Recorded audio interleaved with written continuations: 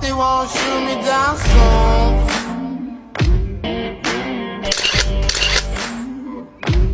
They sing.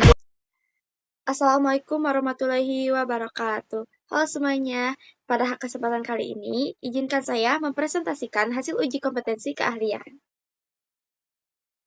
Sebelumnya, izinkan saya untuk memperkenalkan diri. Nama saya Adianti Ega Pratiwi dari kelas 12 Digital 1 SMK 3 Bandung. Saya di sini menganalisis brand Nescafe. Yang pertama ada brand overview. Nescafe menggunakan tagline yaitu It's All Start with Nescafe. Nescafe juga sering menggunakan kampanye awali pagimu dengan Nescafe atau Nescafe ala cafe. Di sini ada filosofi brand. Penyediaan kopi berkualitas tinggi yang praktis, inklusif, dan berkelanjutan yang dirancang untuk menghubungkan orang serta memulai hari dengan energi yang positif. Lalu ada filosofi logo. Jenis huruf serif diubah menjadi sans serif khusus yang kemungkinan besar didasarkan pada font Europa Family, tetapi dengan potongan yang lebih jelas dan garis yang lebih halus. Tulisan tersebut benar-benar terlihat unik dan membuat merek ini menonjol di rak. Sedangkan untuk palet warna, perusahaan menggunakan merah, putih, dan hitam dalam berbagai kombinasi. Tetapi versi utamanya menampilkan tulisan hitam di atas latar belakang putih dengan aksen merah yang elegan di atas huruf E yang menyerupai asap di atas secangkir kopi panas dan membuat Anda merasakan aroma yang luar biasa. Nah, di sini ada link brand dari Nescafe-nya sendiri. Yang pertama ada website, ada Instagram, ada TikTok, Shopee, dan Tokopedia. Nah, di sini ada analisis SWOT. Yang pertama ada strengths, distribusi luas. Nescafe sudah banyak dijual di warung kecil hingga toko besar seperti supermarket. Dan varian yang beragam seperti ice roast, gula aren, espresso, Nescafe Ice Black, UHT Coffee Cream, Classic and Sachet atau kemasan refill dengan latte can kaleng latte atau kopi instan Nescafe. Yang kedua, ada weakness. Sebagian orang menganggap rasa kopi instan kurang sehat dibanding kopi asli dari coffee shop.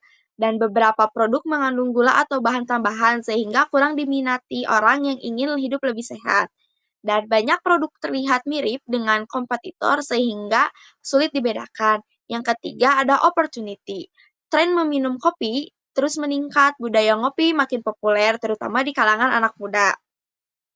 Pasar digital dan e-commerce. Penjualan online dan promosi lewat media sosial bisa menjangkau lebih banyak lagi konsumen. Dan kesadaran atau keberlanjutan. Program kopi berkelanjutan bisa meningkatkan citra merek. Yang terakhir ada trends. Banyak brand kopi instan lain yang menjadi pesaing, misalnya kopi kapal api dan Good Day. Lalu isu kesehatannya, kekhawatiran soal gula dan kafein bisa menurunkan konsumen dari mengkonsumsi kopi instan. Lalu yang terakhir ada coffee shop semakin populer sehingga sebagian orang lebih memilih kopi yang dibuat langsung. Nah, di sini yaitu ada marketing mix 4P. Yang pertama ada produk.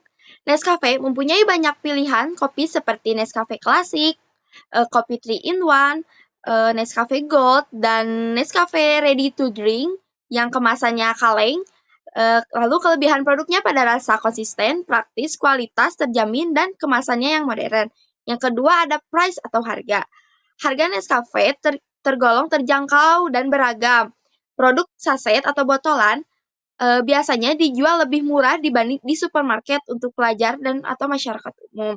Lalu produk premium dijual dengan harga yang tinggi, jadi harga Nescafe bisa menjangkau di berbagai kalangan. Yang ketiga ada place atau tempat. Produk Nescafe sangat mudah ditemukan dan dibeli di minimarket atau supermarket, warung, dan toko online contohnya seperti Shopee, TikTok Shop, dan lain-lainnya. Yang terakhir ada promotion.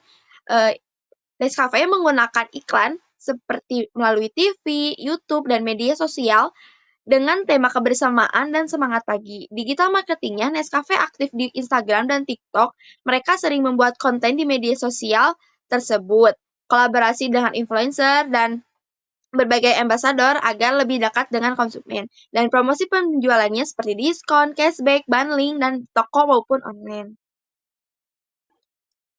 Analisis STP, yang pertama ada segmenting. Nescafe membagi pasar berdasarkan demografis, psikografis, dan perilaku. Demografis pada remaja, mahasiswa, pekerja muda hingga dewasa. Psikografis gaya hidup praktis, aktif, dan suka meminum kopi.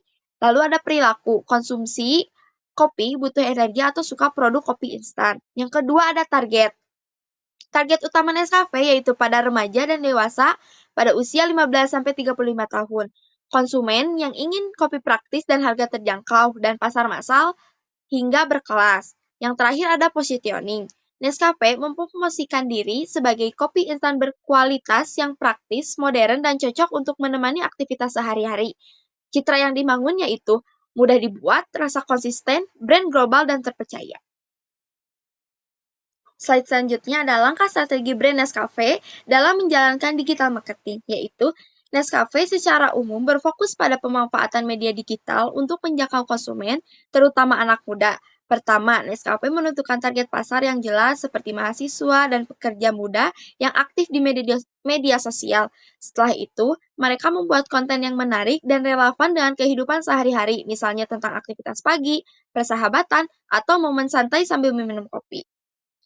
Lalu Nescafe juga memanfaatkan berbagai platform media sosial seperti Instagram, TikTok, dan YouTube untuk menyebarkan konten kreatif, video pendek, serta resep meminum kopi. Mereka juga bekerja sama dengan influencer atau konten kreator agar produk lebih dikenal dan dipercayai oleh konsumen.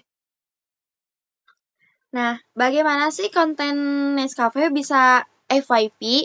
Di sini saya sudah menganalisisnya, yaitu Nescafe membuat konten yang berpotensi FYP dengan memanfaatkan tren, kreativitas, dan kekuatan dengan kehidupan sehari-hari pengguna media sosial, terutama di platform seperti TikTok dan Instagram.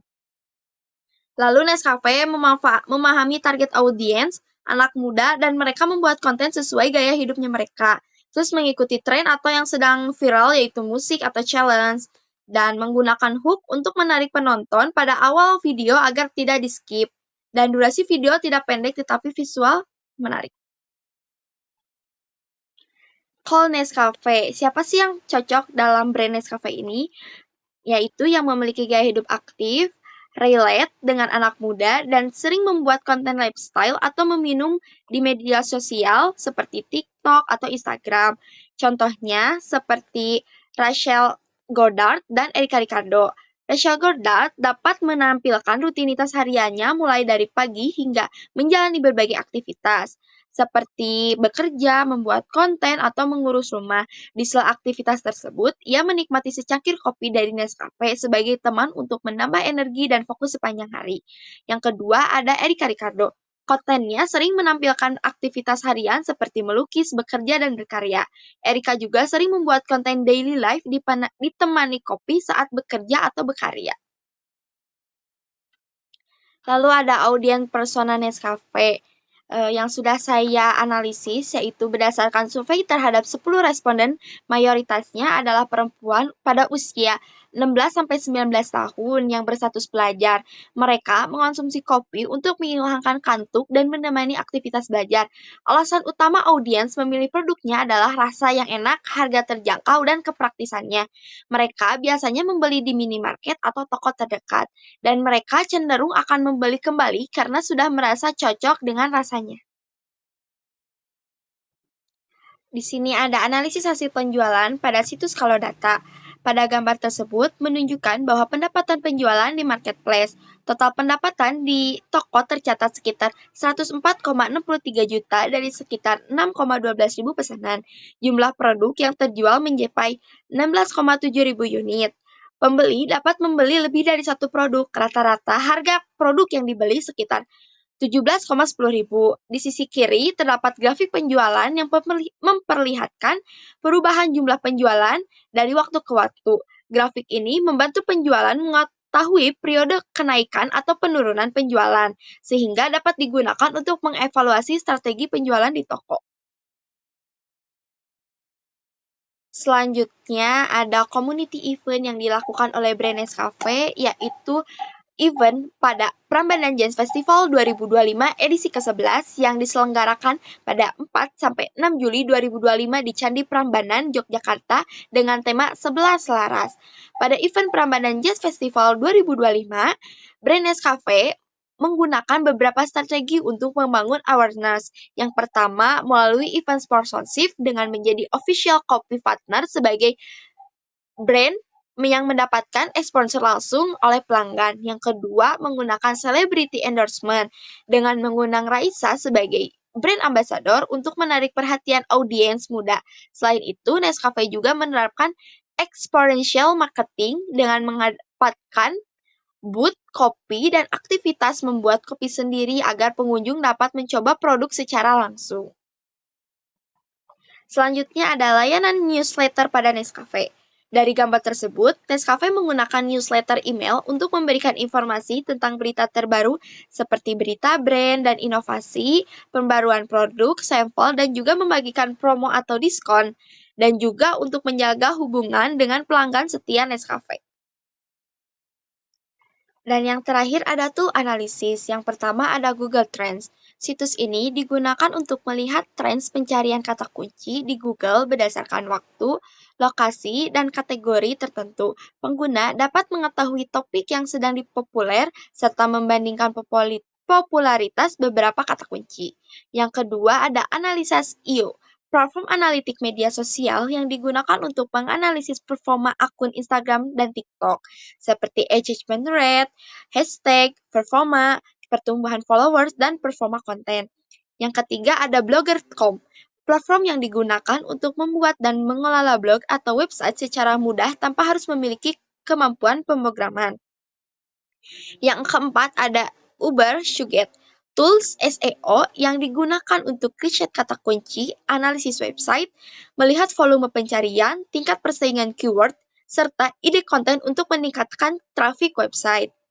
Yang kelima ada Small SEO Tools. Situs ini yang digunakan untuk mengecek tingkat plagiarisme pada suatu teks atau artikel dengan membandingkannya dengan konten yang ada di internet. Yang keenam ada Google Business Profile. Platform dari Google yang digunakan untuk mengelola profil bisnis secara online, seperti menampilkan lokasi di Google Maps, jam operasional, ulasan pelanggan, dan informasi bisnis lainnya. Yang terakhir ada Social Blade, yaitu situs analitik yang digunakan untuk melihat statistik dan perkembangan akun media sosial seperti YouTube, Instagram, TikTok, Twitch, dan termasuk video subscriber atau viewers dan estimasi pendapatan. Di sini saya mengucapkan terima kasih kepada SMK 3 Bandung atas dukungan penuh dalam proses pembelajaran, bimbingan, serta bantuan dalam kelancaran kegiatan ujian kompetensi keahlian ini. Dan saya juga ucapkan terima kasih kepada PT Klorin Digital Media atas kesempatan, kerjasama, kontribusi dalam kegiatan layanan digital yang memperkuat branding dan teknologi selama kegiatan ujian kompetensi keahlian. Saya akhiri presentasi ini. Mohon maaf bila ada salah kata atau penyampaian informasi yang kurang jelas. Sekian, terima kasih. Wassalamualaikum warahmatullahi wabarakatuh. Kafe baru rasa ala kafe.